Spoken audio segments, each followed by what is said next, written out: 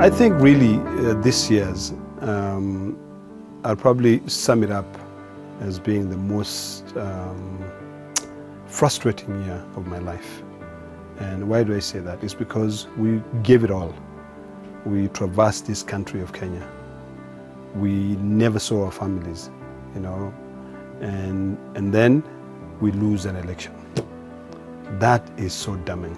I mean, it was the most frustrating, the most discouraging experience that I've ever had in my life. And I don't know what happened. I'm still reflecting back. I still believe that our victory was stolen, but we move on to fight another day. But may that be the case. I'm also elated by the fact that my people, the people who I represent diligently, decided to reward me and vote for me. And I think the highest of this year is the fact that I didn't really campaign as much for myself as I did for my party leader. And when people reward you for that, it means everything you're doing is right. And that's why I always consider myself as an ombudsperson of the people out there.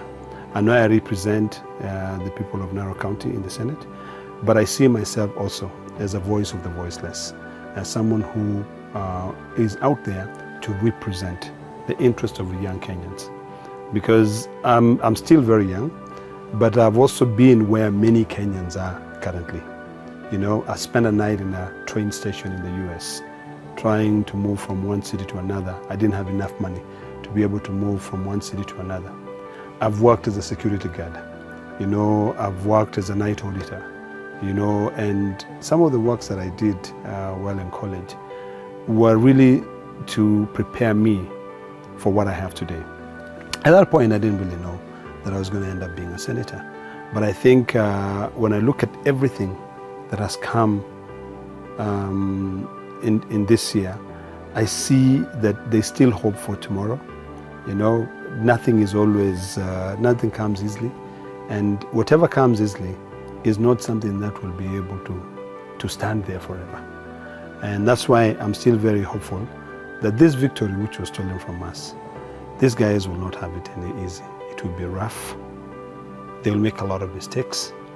And I'm not a prophet of doom, but very soon, the current president or the current occupier of the House on the Hill will maybe reshuffle his cabinet, maybe get rid of some of his loyalists, and maybe try to bring in other people. But there's a lot of mishaps that will come in, but we leave it to God. But we continue defending the right of our people, continue representing our people, and making sure that we tell them the truth, however hard it is. Yes.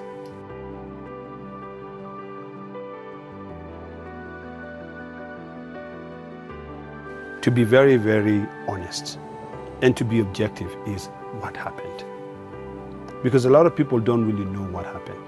A lot of people are throwing daggers at me and they have got no clue as to what happened, what transpired, you know, for me to be beaten up. Because the truth of the matter is that I was just mobbed by goons, you know, and I was just defending myself.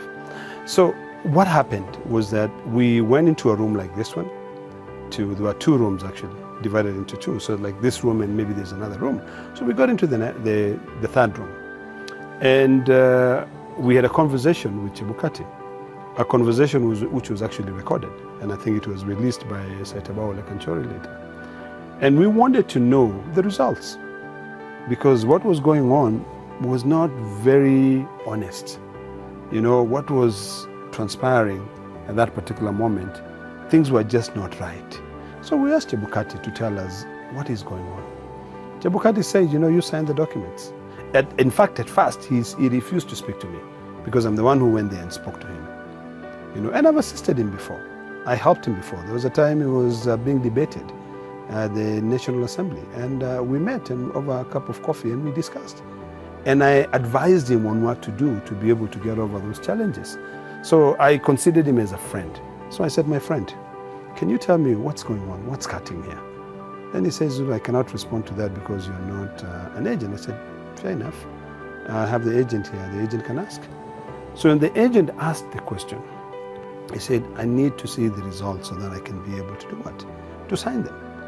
Then Chebukati was like, it's too late, just sign the report. There's one copy there. He said, no, I need my copy. So we started fighting in terms of when you're signing a document, you should be given a copy.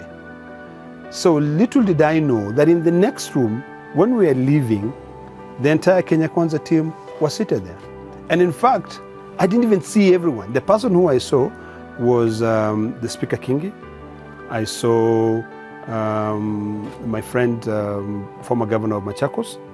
And then I saw the Speaker of the National Assembly. That is the Right Honorable Moses Wetangula. And I actually pointed at Moses Wetangula and I said, my friend, can you talk to these people? Because at that point, the fact that Moses Wetangula was already with Kenya Kwanza had evaporated from my head. So I was still looking at him as a NASA principal. And I said, can you please tell these people what happened? You see, the way they messed us up during NASA. Do you really want that to happen here? Then Wetangula looked at me and he said, why are you pointing at me? I said, because you are my colleague and you are a friend. All I want is to be sure that whoever has won this election has won it, the right way. So he was like, he just kept quiet. So I walked out. When I was leaving, I bumped into Sakaja. Sakaja was actually entering to now sit. That room, it was only Kenya Kwanza. That's when it dawned on me that we had lost that election. So I walked out. And when I walked out, I was now going in to walk away. When I was coming down the stairs, guess who I bumped into? Orengo, Rarienda MP, Otende Amolo. So when I saw them, I said, you go back. So when we started going back to the podium, then guess who comes there? This fellow called, then we see Chebukati and now the entire team now coming down. We said, oh, good. So we went and sat down. So when he sat down, our intention was to literally look at the results. So we wanted to grab the results so that we can have a look at the results. Let me tell you, within a split of a second, whatever transpired there, you will read that in my book when I write it. So when I was leaving, I was stripped by a cable of the whatever, what do you call it, for the podium, for the mic, yeah? So I just removed it and I threw it out and I walked out. So when I was walking out is when the OCS was now calling for backup, So I walked out and I'm walking out so that I can go. Little did I know, there are already goons there waiting for me so that the moment I go out, they start clobbering me. So I walked down, some GSU guys tried to hit me. I told them, I'll follow you up to where your mother's house is and I'll get you out. You'll explain to me why you're beating me. Why would you want to hit me? He said, no, Mheshimiwa, no. I said, okay, I'm peacefully walking. So since I'm peacefully walking, let me walk out. If you don't want me in these premises, I will do that. I'll go. When I went, I passed Duale. In fact, Duale started laughing at me, and I just told him, Mumeiba. So when I walked out like this, someone tripped me. So I went down. Now that's when they started beating me. Then it dawned on me that, shit, I'm actually, I could lose my life here. So this guy started now stepping on me, literally. One of them hit me with his boot here. So lucky enough, I'm a big guy. So I was able to get up, and defend myself. So when I stood up to defend myself, when I was now walking out, someone pulled one of my shukas. Pulled it. In fact, it's a different color. Pulled it. So when he pulled it, before I could turn back to try and pull it, someone came with a chair. Boom! Just started hitting me with a chair. There was some other MPs, I think the MP from Belgut, started hitting me with something black, with another blunt object. So all these guys started fighting me. I'm going up. These other guys started slapping me. So what do? I have to defend myself. Then there's the other guy coming. When he started hitting me, I had my other rungu, not this one. I wish I had this one. This one is a little bit taller, longer. So at least I would have been able to hit people far to stop them from coming to hit me. So that one had a crack here. So by the time I was getting up like this, it hit one of those chairs which people were trying to hit me. So the other piece went down. Then of course now I had to defend myself. So literally I just started pushing everybody out and pushing everyone. Lucky enough, I'm a strong guy. So I pushed some guys, about 4 of them went down, So another one stood up, started hitting me. I was just literally just shoving my my stick like this until I finally got out. So when I went out is when I realized that my rungu had broken and I didn't have all my clothes. So trying to go back, the GSUs were like, no, you cannot come in. So that's exactly what happened. So you asked a simple question. Reflecting back, am I justified, or were my actions justified? Absolutely yes, because I was defending myself and I wanted to know what is right. And Kenyans out there, people who went and voted, remember, 7 million people, according to IBC, voted for Ruto. 6.9 million people voted for Raila. 8 million people did not vote. Do you want to tell me that as a leader, someone who is paid his salary by taxpayers, you'd not want to tell them the truth? I was only seeking for the truth. You know, I look back at what happened, and even if it's tomorrow, I would still do it again, so that I can prove to the people that the only way that we are going to move this country, from some colonial mentality or some sort of like mentality where people believe that there's certain things which are reserved for a few, is when people stand up to fight for their rights. And that's exactly what I'm doing.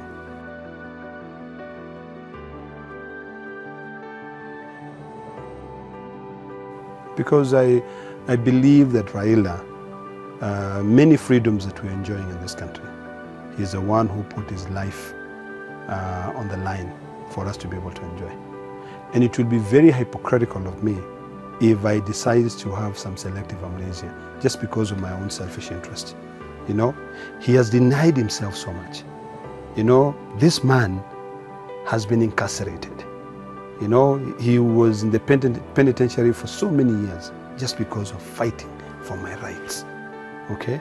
I am loyal to the core because I believe that his leadership skills can really help the younger generation. I know there are many people who have grown up and maybe they do not have the history of what Raila has gone through. And that's the reason why Raila keeps on reminding them that I did this, I did this, I did this, we have done this, we've done this, And I hope that young Kenyans would read history books, Kenyan history books.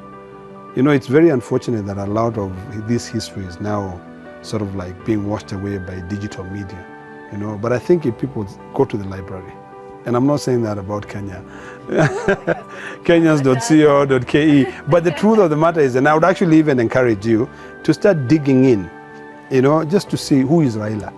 And just have those small, what do you call them? The quote boxes, and I give quotes of Raila when he was still fighting for multipartyism in this country. A lot of the freedoms that we're enjoying in this country today were brought about by people like Raila, in fact by Raila. And he's always one of my heroes, and I'll forever thank him for that. The first piece of legislation that I drafted, and you can get it online, is called the County Government Accountability Act. And the whole genesis or the gist of the entire legislative proposal is to be able to equip you, a citizen, with information on the budget making process. Such that if a governor wants to pass a budget, the first thing that governor should do is to have a town hall meeting with the residents of one particular ward and tell them these are the things, and really have a conversation with them and say, we would like to do A, B, C, D. Is that a priority for you, or what is a priority? So that piece of legislation was going to really put the citizen into the budget making process. So that when we say in Narok County we have a budget of 12 billion, those citizens who are the ones who are paying for that money. Because Kenyans ought to understand that the money doesn't belong to the governor. Okay? In fact, I always say the money belongs to the MCS. And in terms of the national government, the money does not belong to the president. The money belongs to Parliament. Parliament has got the purse, the president has got the sword, and the judiciary has got the power of judgment.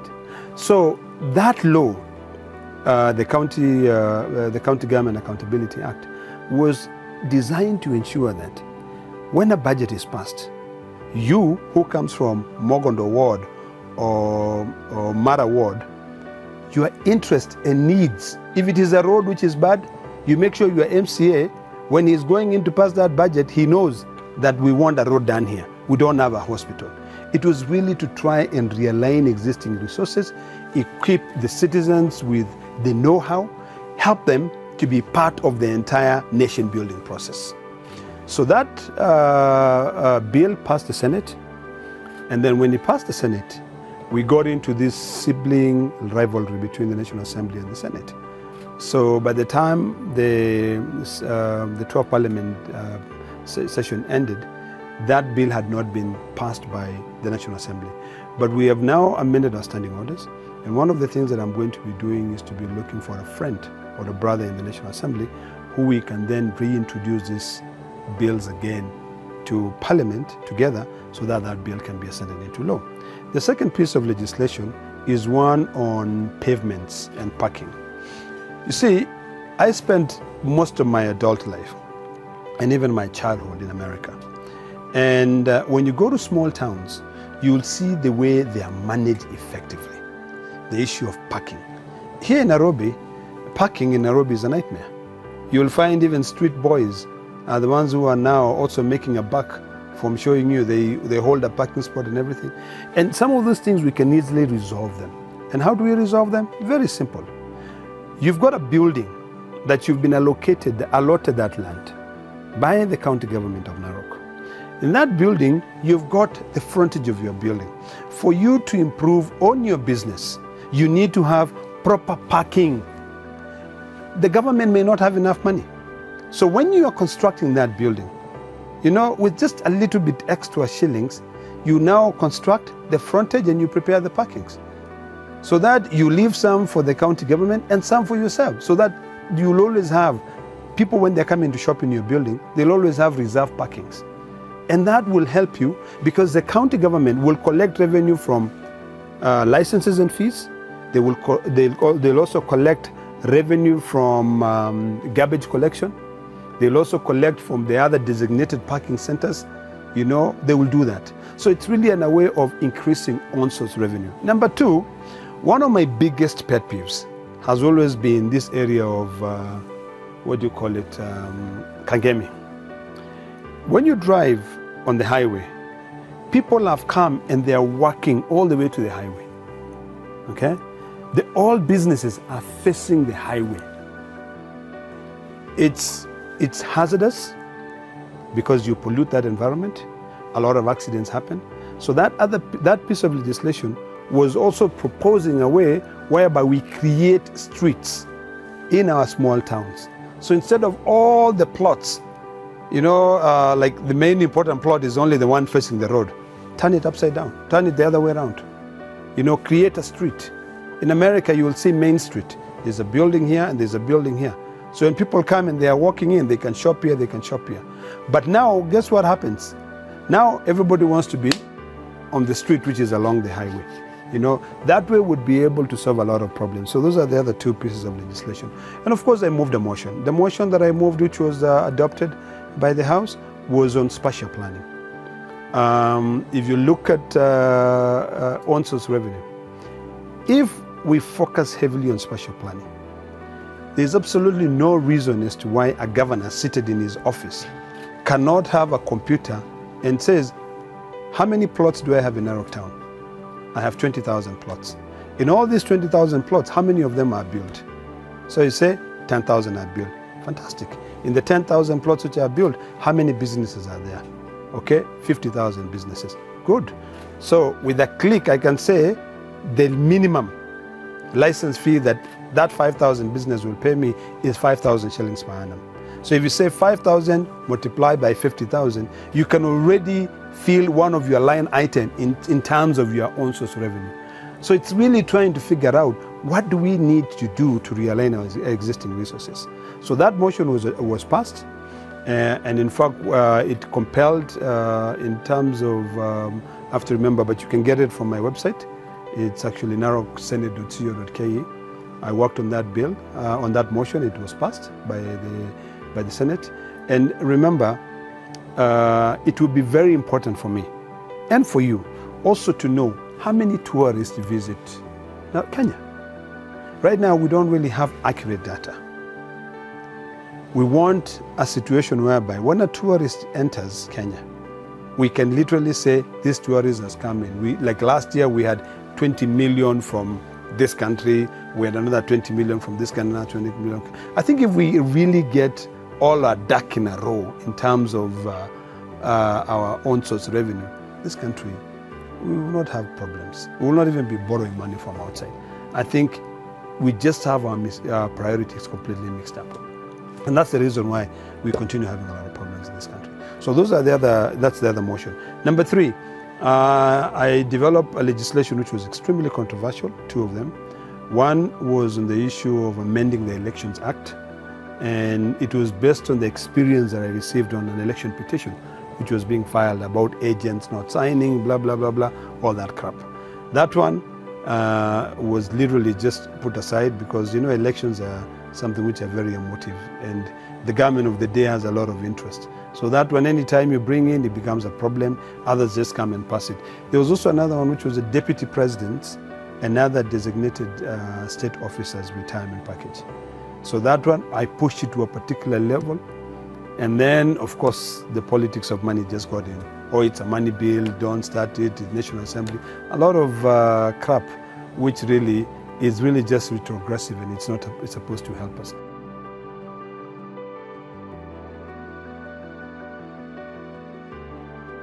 You see, on the issue of marijuana, we had a long conversation with Kiari, and we agreed on the route we are going to take.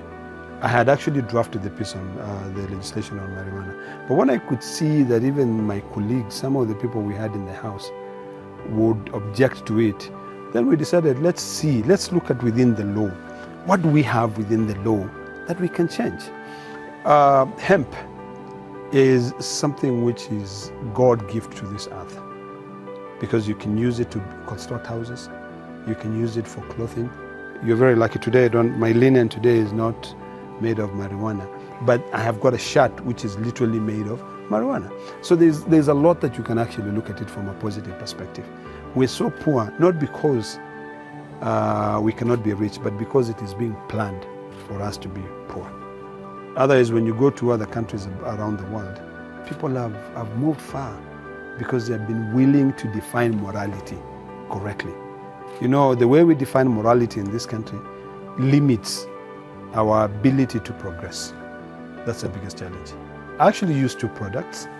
The one that I love the most is a CBD. And when you take hemp, there are different components that you remove. So the CBD you make, sort of like you make lotion, the oil, you make the cream. So that's the one I use. And then there's another one which my wife prepares for me. She mixes different ingredients, and it also helps. Yes.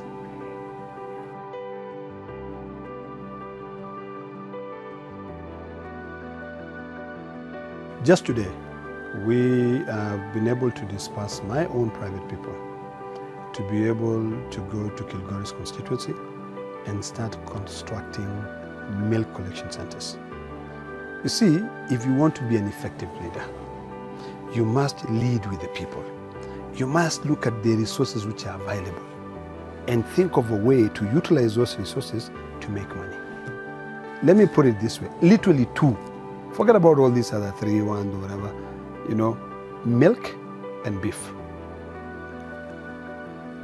Kilgore's is like a little Canaan. It rains from January to January. There's milk on a daily basis. Then why not use that milk? And you've got market for over 100 million people. Why am I saying 100 million people? You should not only look at Kenya, which has got about 50 million people. Look at Uganda, look at Tanzania. If you take that milk and add value to it, look at Congo, look at Juba, South Sudan. I'm going to South Sudan tomorrow. And when I go there, I'm not just going there blindly to do things that we're doing in Parliament. I'm also just going to ask, look around. That's a market that I can open for my people. So since I took office, having in mind that the Senate office has got 0 budget, So it's really your own initiative. It's just upon you to say, I want to change the life of the youth. You know, one of the things that I love is I love cows. I've got some of the most beautiful cows in this country. This time around, even when we are having a difficult time in trying to get animal feeds, my top milk producer now, her name is Sirikwa. She's giving me 46. Yesterday she gave me 46 liters. And the day before she gave me 44. So I had another one called Tendo, which was giving me 57 liters. So I want to make sure that most of my cows give me between 44 and above liters. So what I've done now with these milk collection centers, I've developed a product called Nkanasa Cow, because I've realized that the only way that I can help the youth is by creating employment for them, you know.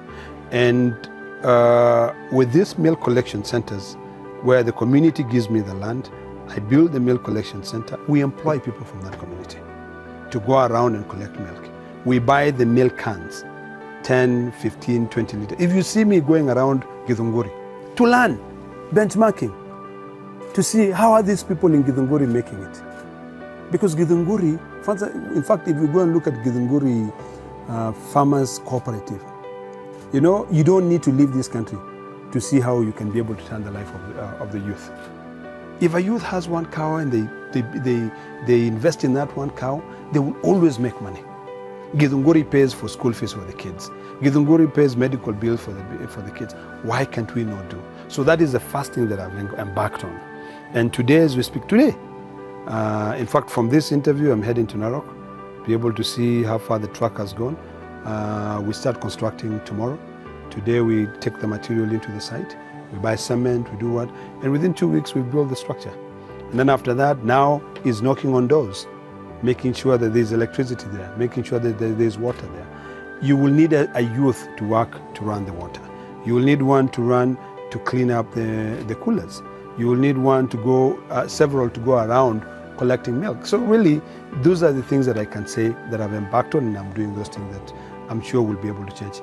Number two, also increase the price of milk. Because the price of milk was being sold at 30 shillings. Now we've added 25 shillings more. It is not about me making money. It is about us all, you know, uplifting our standard of living through our existing resources. So in a nutshell, I would say I have begun the process of realigning our own existing resources to be able to ensure that we improve the standard of living of people. That's what I'm doing. Yes.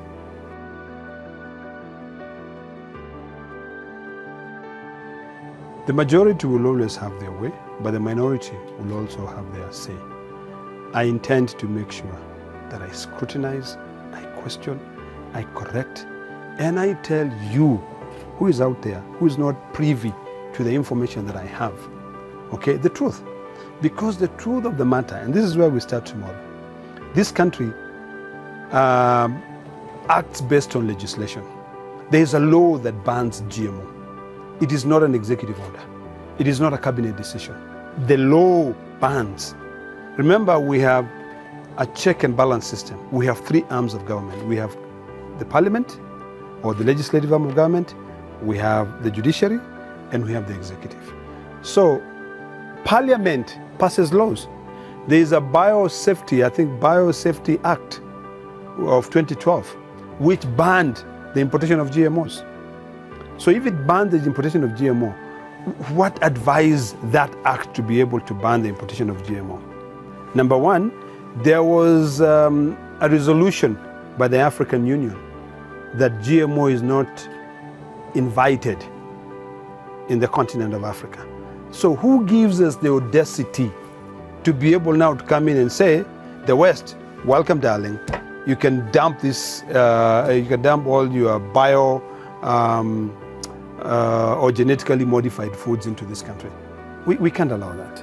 So we will continue letting this country know, this government know, that you cannot, and the president should know that you cannot unilaterally just vacate a piece of legislation which has been put there by an act of parliament. Your predecessor, Mwai Kibaki, ascended to power, ascended that act into law, and said that no, we will not allow GMO into this country. So if you want to allow GMO into this country, bring the debate to Parliament. I think one of the things that I'll continue making sure that Kenyans understand is that we don't have an all-powerful president.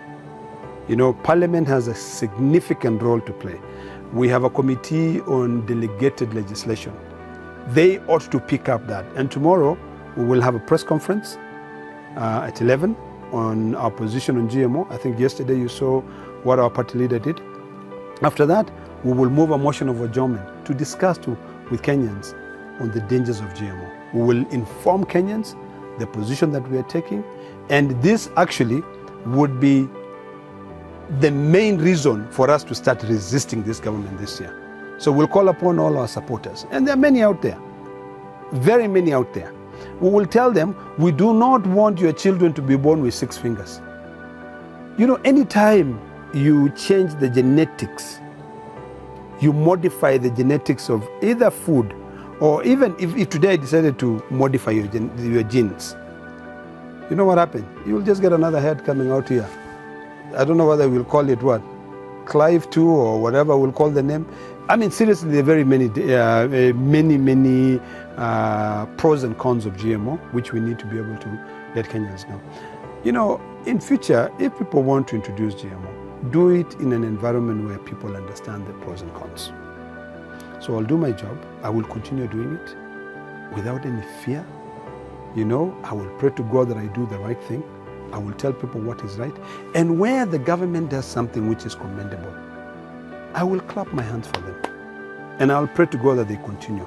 But where they screw up, I will make sure that I let Kenyans know. So that when Kenyans go, they will not say, we elected you and you did not go there to defend us. You know, sometimes I read on Twitter, when people say, oh, we elected you, go pass a law. And I'm like, these guys do not really understand. It is not that you just go pass a law. It is that you need to let them know there, because they have sent you there to represent them. So you've got an avenue to inform them. The avenue to inform them is either on the floor of the House or outside. I don't stop from being a member of Parliament because I'm speaking to somebody on Twitter. There's somebody who probably did not hear that I've already made progress in terms of legislation, and maybe they are spending most of their time on Twitter. So we share that information with them. We enlighten them, okay? So that when they make a decision, they will not say that they were not told. So that's why we continue doing it. And I do hope, I really do hope that Kenyans out there will listen. Because you don't want to eat food just for the sake of eating food. That you're putting a lot of salt so that it can taste. You know, you don't want to consume something that tomorrow, when you get sick and you take antibiotics, it's resistant because your body has been injected with a lot of genetically modified foods. We don't want a situation whereby you become allergic to everything. You know, we don't want a situation whereby cancer, the rate of cancer goes up. Because look at it this way. This year alone, I am a member of the health committee. We are dealing with cases of negligence in hospitals where 3 people were killed, or, died, in the hands of the nurses. So tell me, how well have we developed our oncology department in our hospital so that it can be able to deal with the high numbers of cancers which will follow immediately we start having GMO into this country? And when you hear sentiments of cabinet secretaries like Moses Kuria saying that in this country you're a candidate of death, and that is why they have deliberately decided to allow GMO, what does that tell you? They don't give a hoot in hell about your life. So as a senator of the Republic of Kenya, I will make sure that I do give a hoot. That's what I'm planning to do. You see, when you have a system of governance like the one we have right now, it is not a question of opposition. That is where you in the media get it wrong. It is a question of Parliament doing its job. There is a majority and there is a minority side. It is a question of the majority convincing the minority to be part of them. In committees, when we meet and deliberate on matters, we write the majority opinion, which can be signed by so many people, and we also write the minority opinion. So in Parliament, it is not a matter where we have committees that are divided, ODM, Azimio la Umoja, and this other one called what, Kenya Kwanza. No, it is one committee of Parliament. So you can help me by telling people that there is no room for opposition in this country because Parliament ought to check the executive. Okay? And judiciary wants to make sure that the executive and the Parliament are doing what? Are doing what they say the law, they interpret the law to say this is what the law is supposed to be done. It would be, if you know, when you're looking at it from a legislative point of view, a bipartisan approach to any matters is a key most important thing.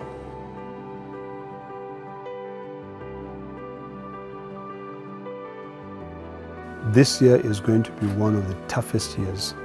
Actually, it's just about to end. But I'm saying this year because I'm thinking from a financial year that starts from June to July, or starts from July 1st to June 30th. But it's upon you as a Kenyan to also be able to do your part. You've elected me to represent you in the Senate of the Republic of Kenya, but I'm not omnipresent and I'm not omnipotent. There are things that I do not know, and there are things that I know. If we all work together for the good of this nation, then we'll be able to progress.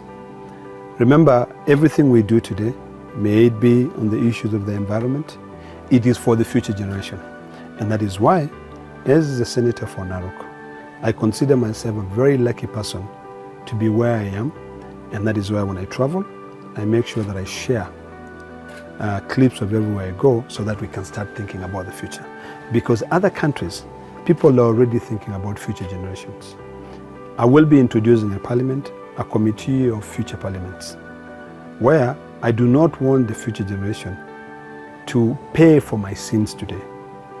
This issue of debt, if we do not control it, future parliaments or future generations, when our time in this world is over, will be condemned to paying for our sins. So I want to encourage you, and I want to encourage the younger population to think progressively and to be futuristic. Don't become a sycophant. If someone is wrong, tell them they're wrong. I want to be a perfect example by always being there, very candid, very brave, very straightforward, you know, shooting straight from the hip, to tell people what I know is wrong and what I know is right. Expect a lot of shoddy deals, but I think if you play your role in taking your MCA to task, your MP to task, your governor to task, then at least, you know, the president who actually live up there in isolation, you know, the president live up here, depends on all these strong walls, will have no choice but to do what is right for Kenya. I know what happened in terms of the election is something which is very painful, and a lot of people are still healing from those wounds. But I want to tell Kenyans that the future is luminous. The future is bright. We will be able to bring in changes. I will do my job as a senator, and I pray to God that He gives me long life so that especially my enemies can see me prosper.